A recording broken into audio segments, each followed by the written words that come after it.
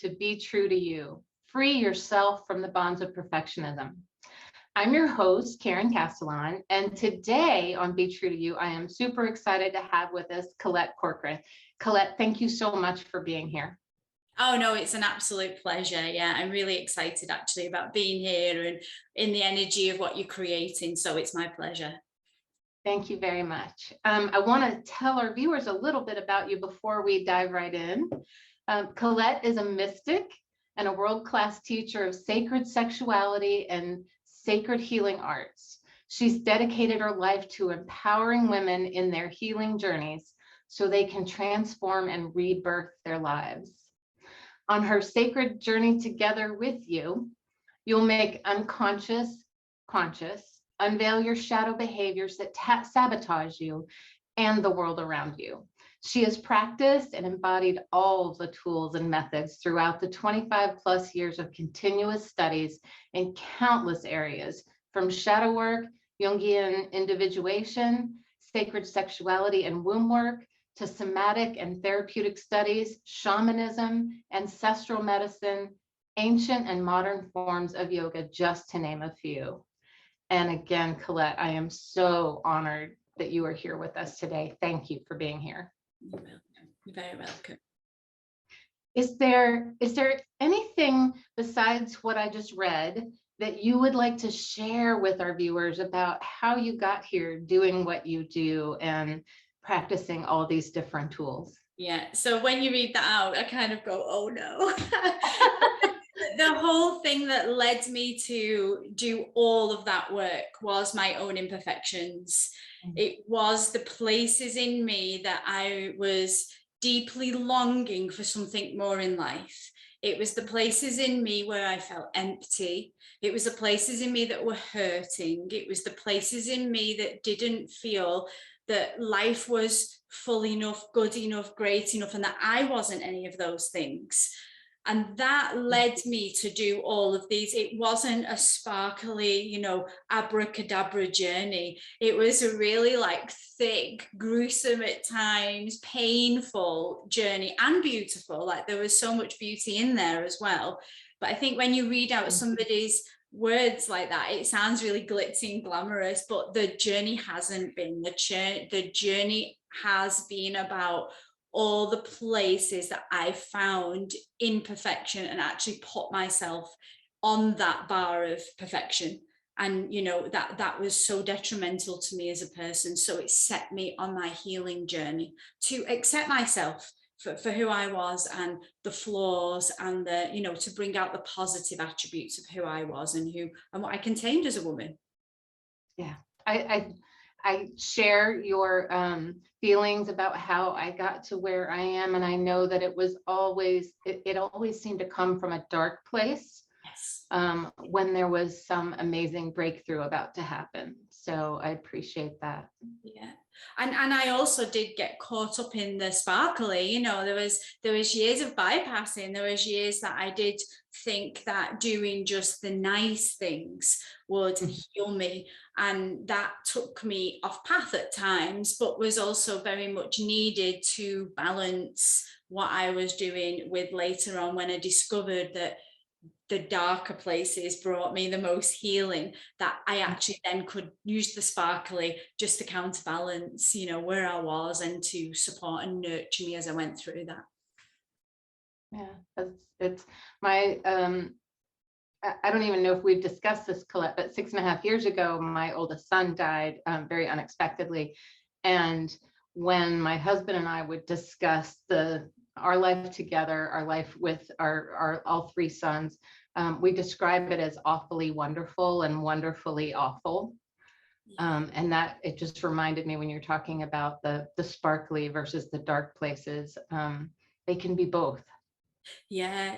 And things like, I've experienced child loss too. And I think that it's not like we're forgetting those things, are we, on the healing journey? It's that we're we're using those things to be more raw, more real, more vulnerable with other people and say, hey, this is what life is like. And these things actually should create something in our hearts that doesn't just harm us, but frees us and opens us to other people and to the legacies that, you know, that leaves behind. What did that pain leave behind? And I know from my own loss that life that came and left me with something really important to take through the rest of my life.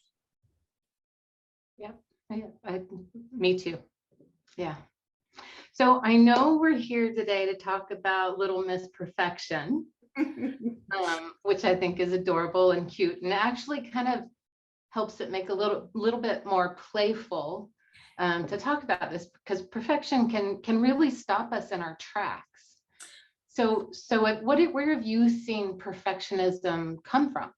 Yeah, I mean, wow, if I could look back at my former self and realize the little Miss Perfection that was in me, you know, if I actually just honored her and realized she was there, it could have saved me a lot of trouble and a lot of energy and a lot of time and a lot of, you know, friends and partners and all of that. Like Little Miss Perfect really quite dominated my life for quite a long time. And I wasn't conscious of her. I wasn't aware that she was there.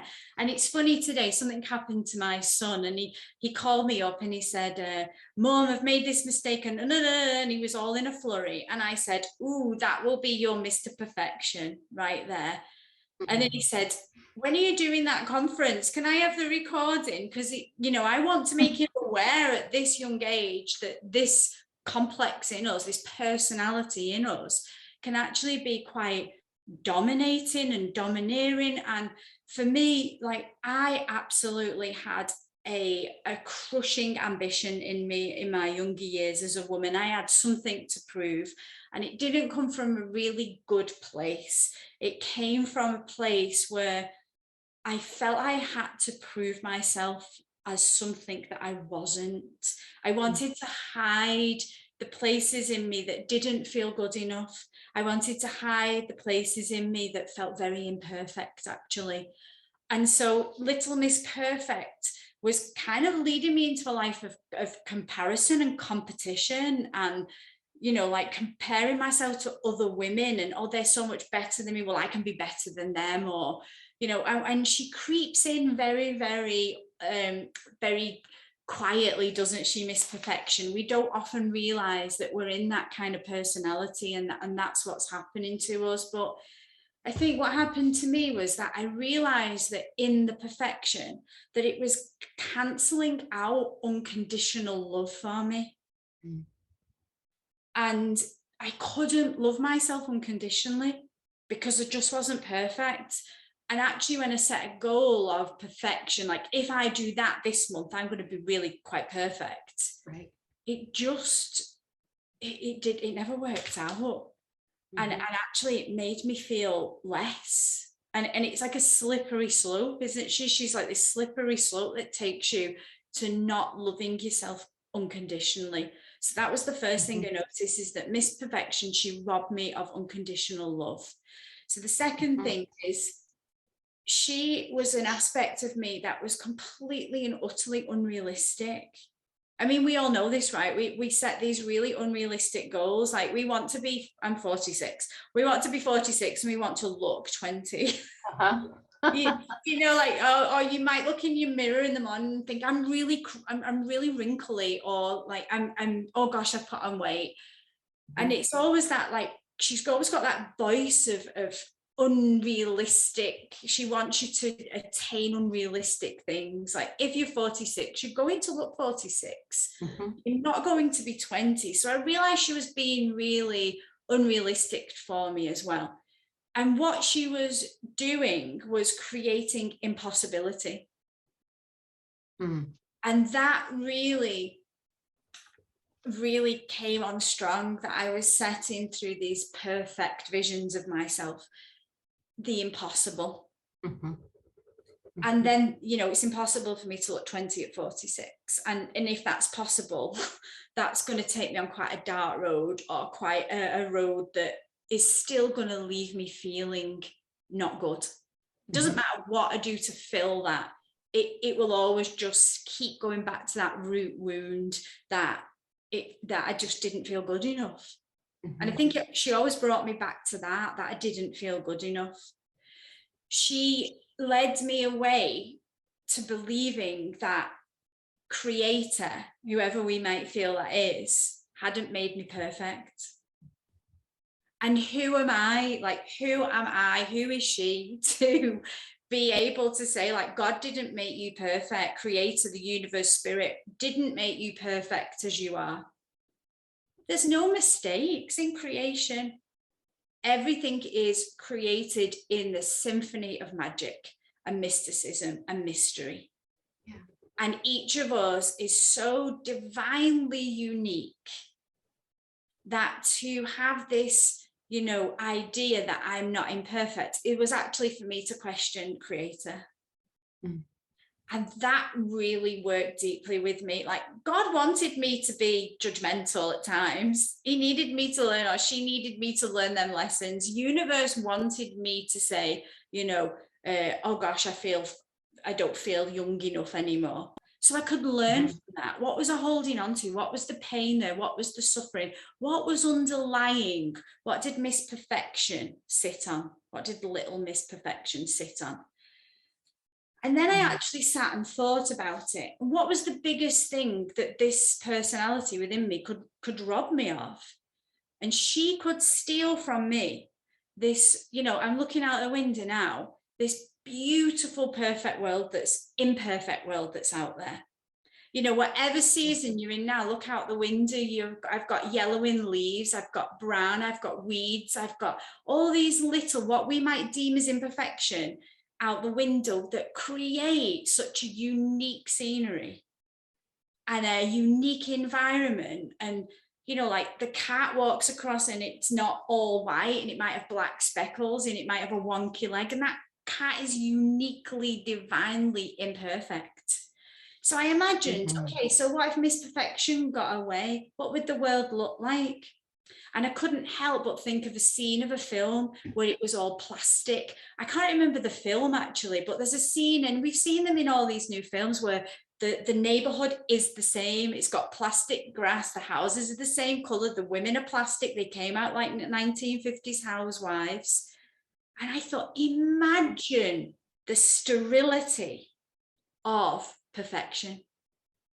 And I've got goosebumps now. I've just got goosebumps all over my body, because that then takes me into these realms of like artificial intelligence and artificial worlds where, and I think we're creating this as a human race. We're projecting this out, that everything's got to be perfect. But I think if we lived in perfection, we'd be so craving imperfection.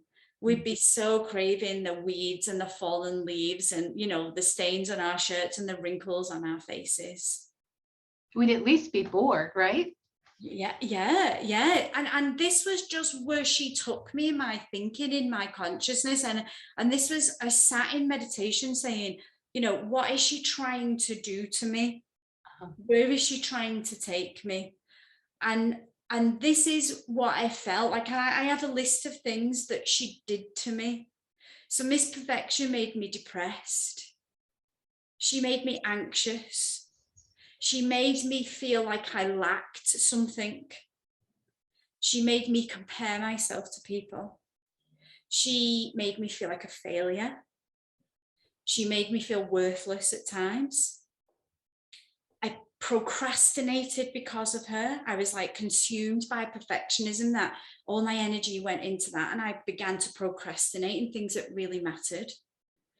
I became highly critical of myself. I was fearful, defensive. I began to, as she got really strong in me, have very low self-esteem. I was always looking for validation and approval through other means instead of myself. You know, what did she think? What did my mum think? What did my boss think? What did my partner think? That was misperfection's world. And I also was really setting high expectations, impossible ones that I'd spoke of before. I never felt good enough. I never, ever celebrated myself. And this was really poignant for me. Like, oh my gosh, because it wasn't ever big enough. You know, something came my way that I'd done, and I was like, oh, that's not good enough. Miss Perfection was like, well, you can do better, or there's more, or she does that better than you do that. So it was always never an ability to celebrate me. And I was unable to see any positive. She swallowed all my positive attributes. Every time something positive came in, she would eat it up. Mm-hmm. So that hit home for me. I was like, oh my gosh, like this person inside of me is consuming my life in a really negative way. She's taking, and you know, in my Jungian work, we might call this libido, like all your sexual energy, all that libidic life force within you. She was consuming it, because the minute that energy came up, I was like, okay, I'm wrinkly. The energy came, okay, I need to lose weight. The energy came up, okay, I need to like do better in my work. I need to be a better lover, a better mother, a better wife. Wow, it's all consuming. So I was like, okay, what do I do with this? And that's what I want to do with everybody in this mini workshop, is just get us to make peace with Miss Perfection, is to make her conscious, to realize that we all have Miss Perfection or Mr. Perfection in us.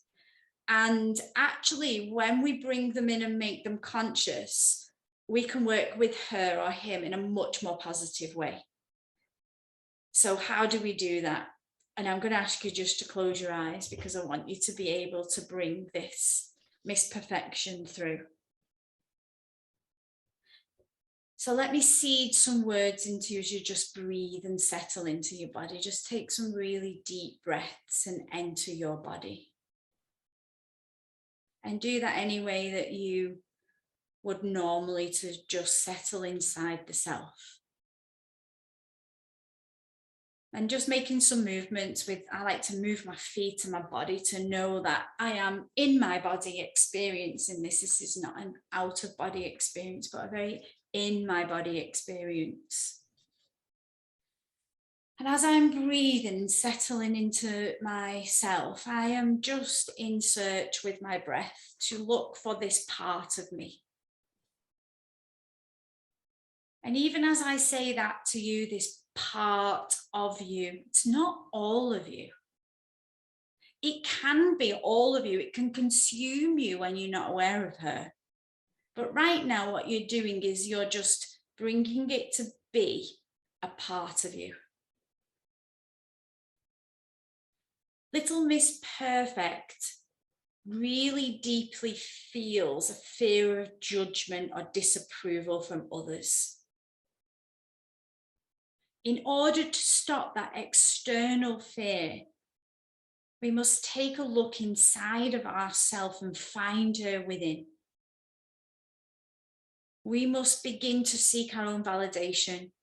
We must remove judgment and approval from others. So as you go in search of her with your breath, where is this part of your personality within you?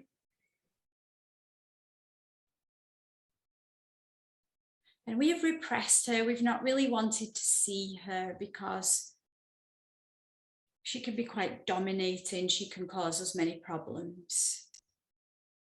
So just try to locate her somatically, however you might do that. Is she in your heart? Is she in your mind? I like to feel what my body does when I'm trying to be perfect. I might purse my lips and lift my nose in the air. You know, what do you do when you're attaining perfection? How does that feel like in your body? Is the tension, is the tightness? And so as you begin to physically feel little Miss or little Mr. Perfect within you, what does that actually do physically to the body? And I know this place when someone's had a conversation with me and said, well, Colette, you do, no, I don't do that. Can you feel that tightness that comes over you, or that defense? So getting to know her somatically. Once you have this feeling of her inside of you, you've made a map of her, you've kind of marked her. So this is you inside of me. So know the sensations, track the feelings.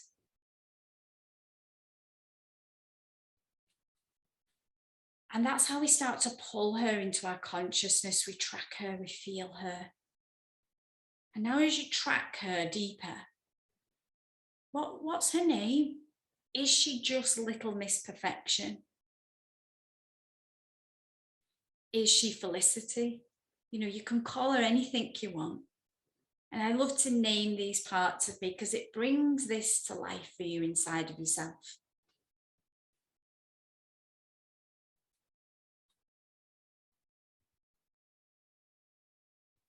And how does she behave?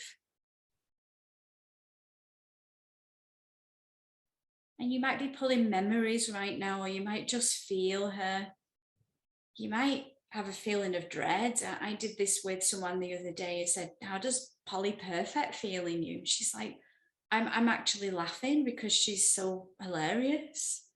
And I've had some people say she feels awful. So how does she behave? And as you breathe and feel her behaviors, maybe pulling some memories forward, just think about some of the things she might say. What are some of the words she uses? Maybe some of her catchphrases.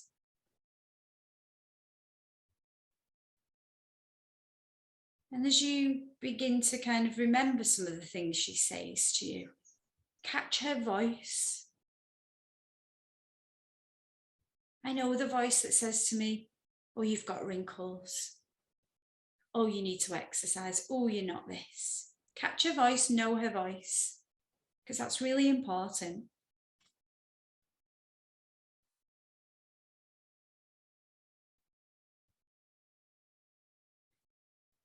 And knowing her voice allows you to have some control over her. It stops her possessing you. Because when Little Miss Perfect says to me, Colette, you look wrinkly, for example, I can say, shh, I'm 46.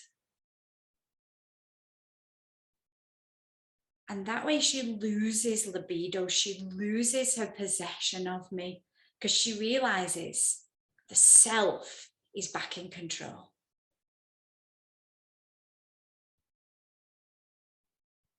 So know the bad things that she might say to you. And you can come back to this and actually write some of these down.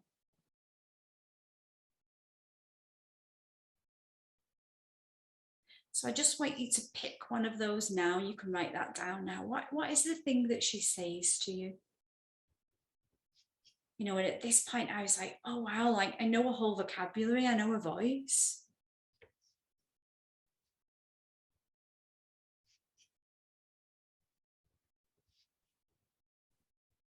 And when she speaks and she says those things to you, so my Little Miss Perfection might say a lot to me, Colette, you need to work harder. You're not working hard enough. You need to do more. And I recognize that voice and I go, Miss Perfection is currently in possession of me. And so I go, shh, Miss Perfection, I am doing enough. So I will counterbalance what she's saying to me in the negative with something positive. So Colette, you look wrinkly. I feel I look really good for my age. So I'm always counterbalancing. I'm back in control. The self comes back into control and not the complex that takes us over. And that's really important. But I also want you to know that there is a place in you where her voice can be good as well. You know, and I want us to know the, you know, the place where Little Miss Perfect is sometimes has a good voice for you. She's not all shadow. She's not all dark. And sometimes I now know the voice. I know how she feels when she takes over me. And sometimes I can be sat doing something and I'm like, oh, this is not good enough. And she might say to me, no, because you're really good. And there might be something she comes in and says to me that's actually positive, but I'm so fixed with that first initial voice that I don't actually get to know the positives of her as well. So I don't want to go too much into that, but I just want you to know that if when you're working with her voice, you catch her saying some good things, it can be her too. But what we want to do is, first of all, highlight the negative things she says to us, because we want to stop her doing this. And I also found it really beneficial. So as I'm just like feeling her again now in my body, in the voice that she's constantly trying to make out that I am totally imperfect, I want the voice to come forward that also says that about other people, because her voice is critical of others too. She holds the same high bar for you as she does for everyone else. And we call this projection, like we project our own imperfections onto people, you know, where we don't feel perfect. We say, well, she's not, you know, she doesn't work hard enough. And that's because we really feel that misperfection tells us that about ourselves. So we have these projections. And when I was writing this harsh voice down to myself, I'm like, oh gosh, I do that to other people. And that actually comes back at us. It actually comes back. People start doing the same to us. She's not beautiful enough. She's not working hard enough. She's not. And there's this kind of two-way mirror that goes on. It boings backwards and forwards and backwards and forwards. And we get in these loops of not feeling perfect. So that's the best thing to do, is to know her voice. And in those moments to go, shh, and give her the counterbalance. So that's a really good exercise to do. You know, I spend, and you don't need to do that for hours. Every day I can just like sit and take a few breaths, connect to Miss Perfect in me and bring a thing forward. It might be in the day I'm doing something and that voice comes through of Miss Perfection. I can actually feel her take over me. And I catch what she says and I say, that's you again. And it actually stops the cycle that I've been in with it. It stops it dead there and then, because she no longer possesses your personality. You come back, like I said, into the self. We get to really know her. So I just want you to, again, close your eyes. And I want you to feel her. You know her voice. You know some of the things she said. You're going to just say hello to her again and know her name. And when she's not our enemy, I don't want you to make an enemy of her. She's our friend, in fact, because she can really help us begin to heal those things that she tells us. So I want you to take that one thing that she told you.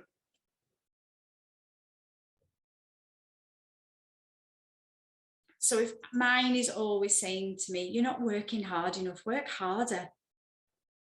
Where did that come from? Where did she get that?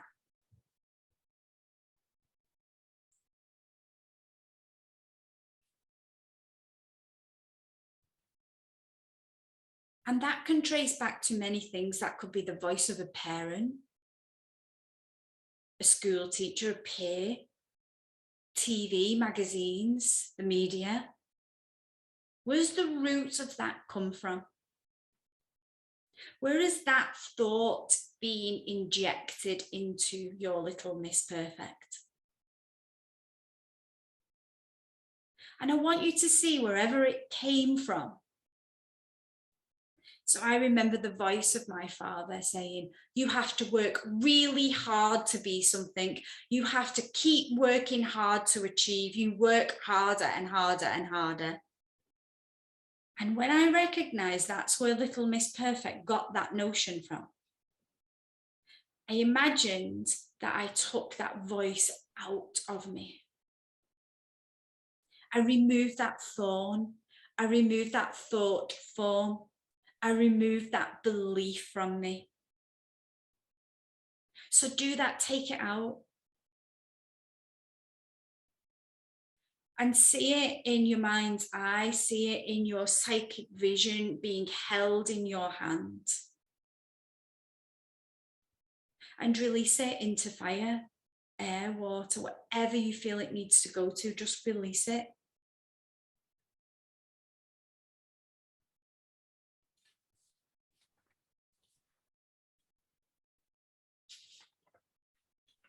And tell her, no, this is not true. Educate her why she thinks that where that came from and why that is not her belief. It is not the self's belief.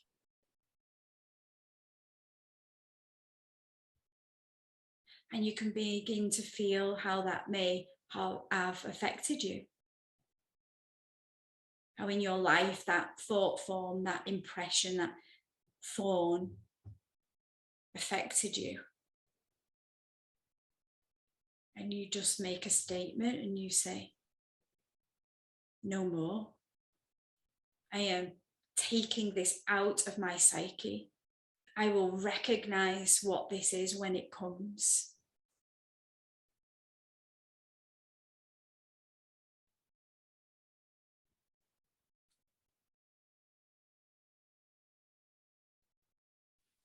And then just take a big, deep breath out.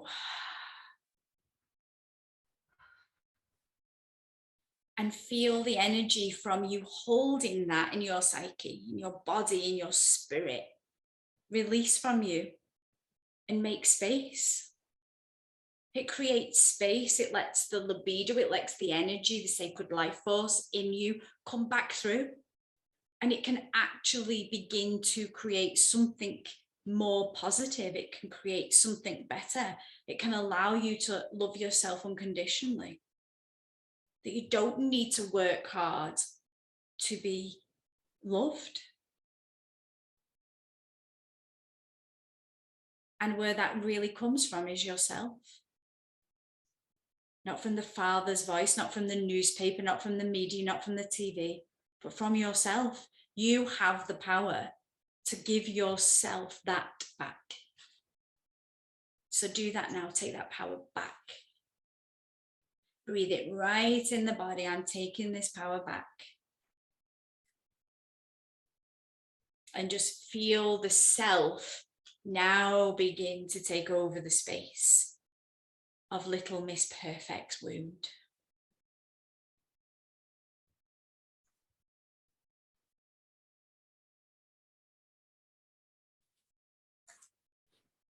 And then you can open your eyes and bring yourself back into our conscious reality.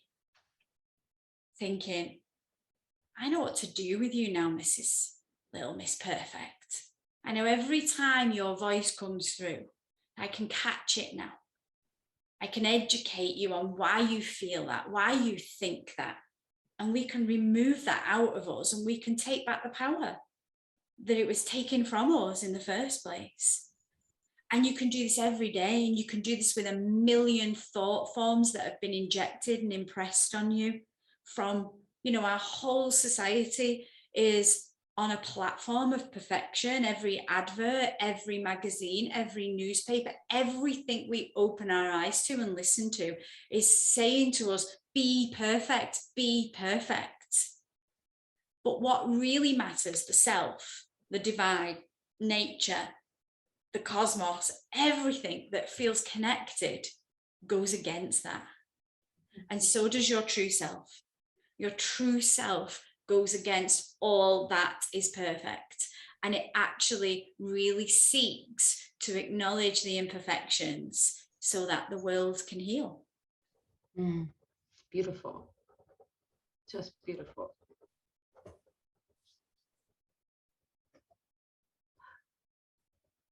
So that was an amazing exercise, and I can't wait to try it on my own too. When we start to recognize that voice of Little Miss Perfect, and we start to take back our power that we have over who we are and how we exist in this world, how we relate to others, are there things to watch out for that may pop up? Or will it be a continued or even stronger presence from Little Miss Perfect? Or will she begin to really become an integrated part of who we are? Yeah, I think she integrates. For me, I recognize that she's there, and I actually don't want her to go anywhere. You know, she's a really these like parts of our psyche are really important. She's here to, her job is to help me heal. In recognizing her and seeing her within my own behaviors, I've been able to heal so much. And so I don't want to let her go anywhere. I want her to continue to keep showing herself to me so that I can, you know, offer that to, I see her in other people. I see other people's Little Miss Perfect coming out, and I can help, you know, I use this with clients. I find it with my own son, like where I'll say, well, you know, I've just worked on the piece where I always need to work hard. And then my son's saying, oh, I got this grade. And I say, well, you need to work hard. And I'm just like, oh my gosh, there she is again, you know, and so it's like a two-way street. It starts having impact on me, and then I'm recognizing where I'm doing it to people and where then people are doing it back to me. And so with me and my partner, we've noticed when we've started to say to Little Miss Perfect and Mr. Perfect, it's okay, like you've been educated wrong there. When we notice it in each other, we can hold each other in much more unconditional love. We can say, that's your Mr. Perfect, and he's wanting me, and he's like, oh gosh, yes, I'm doing that to you. And I'm like, because you're doing that to yourself, like you're gonna go, and it'll say, I'll go work with this piece. So it allows relating to be really, really, you know, beneficial. And you can hear Little Mr. Perfect in the voice of your children, or and that's when you can offer like kindness and say, you're being really harsh on yourself there, you know, like that's not necessarily, you don't need to do that. And you know, for me, she's like, the more unconditional I've been to myself, then you know, I really wanted to change and be nicer to people and be less judgmental and be more compassionate, and it's really hard. And the reason it's difficult is because if we're not doing it on our own self and we're not noticing her in us, then we can't offer that to anybody else. So, you know, I'm learning this in process and in the progress that I'm making with it all the time, that actually the kinder I am to myself and the more I feel like I'm bringing her in. I feel like she's been this big rejected part of the whole, you know, the collective unconscious. I think we've all pushed the Miss Perfects out the world, and it's like bringing them back in and bringing her back in, saying you're safe, you can be you know. And I do feel like she's very close to my inner child. She's very close to myself, because actually every time I bring her through, the self gets louder. So I think they work in partnership. You know, so she's not a negative thing for me at all. And she reminds me of, you know, I shared a meme of the little Miss Perfect out the Mr. Memo books, because she feels like that to me. She's like this little character that I need to love and bring back into unconditional love. And that's happening internally and externally at the same time. So I know I've heard many women say they can't love themselves. If someone feels like they can't love themselves, can they start with accepting themselves, accepting Little Miss Perfect, and work up to loving? Yeah, I think that in some of the cases, the same with me. Like there's some places I can't forgive myself, or I've not been able, I'm just not ready for it. And that's a process in itself, isn't it? But I always find that when I find that part of Little Miss Perfect, that I can't do that for. That's when that I hold her somatically. I take my hand on my heart and I say, I love you unconditionally, regardless. Mm-hmm. You know, some of those thorns you can't pull out. Some of them voices are like so deeply embedded in us that I might have to do that 100 times to feel like I'm pulling that part out. But each time, even making it conscious, I know I'm working on it in some small way rather than ignoring it. So I say, well done, you've worked on a small part of that. Yeah. I love you unconditionally, you know. And that isn't that we and I think sometimes we can do that to people we love. You know, somebody can be really cruel to you, like your son might say something terrible to you or your partner, and you can hold them in that and love them unconditionally as to where they are in that moment. Mm-hmm. And so that's the same, reflecting it back on the self again, is like, even though this is so deeply ingrained in me not to love me, that small recognition is going to move that thorn out a little tiny piece, and well done for that. Yeah. Because it's less than it was before. So we're moving in the direction of that unconditional love every time we bring Little Miss Perfect or our judgment of others into our awareness, and recognizing that, and just starting where we are, basically. Exactly that. And I imagined, like, you know, I always like to look at like the micro and then the macro, and I thought, imagine if just like, even for a little snippet of a tiny moment, you could say, okay, I kind of like don't love myself fully there, but something's moved. Imagine if the whole planet did that all at once. We'd have this huge shift in the collective. So it's like even the most tiniest, and I think that's what Miss Perfect does. She makes us think that we have to do something really huge. We have to move these huge pieces, but it's those tiny little micro pieces that actually have a huge impact. And that's why we should celebrate us when we have that tiny little step. Yeah. I think if everybody just went, okay, I've got a Mr. Perfect to me and I've got a Miss Perfect, again, imagine the level of healing that would happen in the world, and we go around saying, she's got a Miss Perfect, so I. You know, it's quite profound if we think of it in that, how much the micro actually changes the macro. It has a bigger impact than we actually even can acknowledge and know. And maybe with that micro impact of the macro, we can get to a place where our sons and our daughters and our younger siblings don't have as much of Little Miss Perfect to unlearn, to integrate, because they've been taught to celebrate. They've been taught that they are divinely imperfect, exactly how they are. Yeah, I mean, Miss Perfect would have liked my son to say to me today, oh, I made a mistake, it's okay. But obviously, even with all the work I've done, it's still there. And that was a small victory that I said to him, you know, that's the Mr. Perfect. I could recognize it right there and then name it. And he said, oh, yeah. And something moved. He might not be fully forgiven of himself for getting it all wrong, but something just, and I felt something just dawn in him. Oh, yeah, it's that. And already there's been a movement and a shift, even in that. Beautiful. I love that. So before we close out this session, is there anything else that if you could take our viewers, give them one thing to take with them, no matter what else they paid attention to, this is the one thing, what would that be?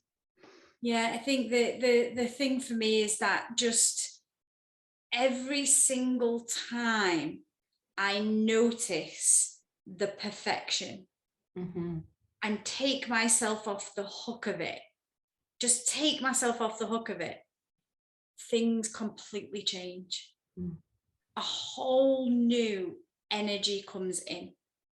And you might not even do this practice. You might not do it, but if you recognize even what you've brought to light in this whole series that you're doing, that exists within us, already feel the shift of it. It's already happening.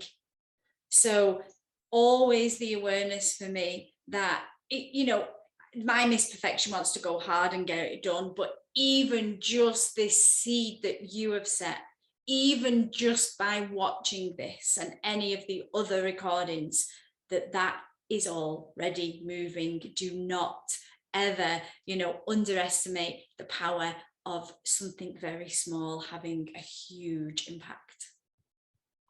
Beautiful. Thank you so much for that. You are welcome. And I know you have a free gift you want to offer the viewers. Do you want to share a little bit about that with them? Yeah, so some of I teach mainly sacred sexuality with women, and that is about getting them to like love themselves again, physically, emotionally, spiritually, sexually. And one of the things that we work with is the knowledge that there is parts of us that we just do not physically accept as women, especially with this whole field of perfection around us. And so this is a guided meditation, and you can just like close your eyes, lay back, and be taken on a journey of self-forgiveness and the touch of just, I'm really sorry, I love you, you are imperfect, is deeply healing. So it's like a healing transmission through the body, and I'd really like to give that everybody. I think every woman should experience that. I agree. I want it. I'm gonna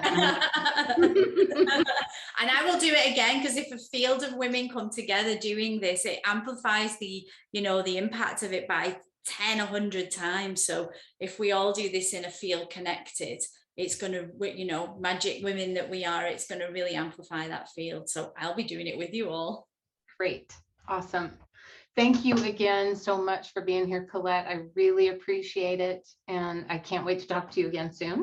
No, and thank you for this work, and it's so needed, and I hope as many women really reap the benefits of all this that you're putting together. So a big thank you for all the women that will engage in this with you. So thank you.